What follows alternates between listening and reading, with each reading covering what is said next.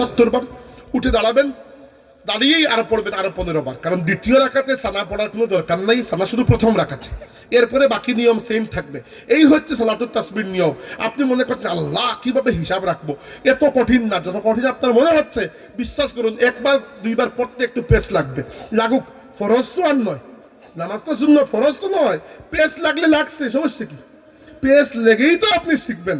কিন্তু যদি শিখে যান, এই তাসবিহ এত গুরুত্বপূর্ণ যে জীবনে কমপক্ষে যদি কেউ একবার এই সালাতুত তাসবিহ নামাজ না পড়ে, বোঝা যাবে যে ওই ব্যক্তিটা বড় দুর্ভাগ্যবান।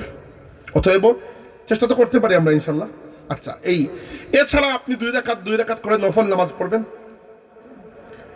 এছাড়া আর কি করবেন?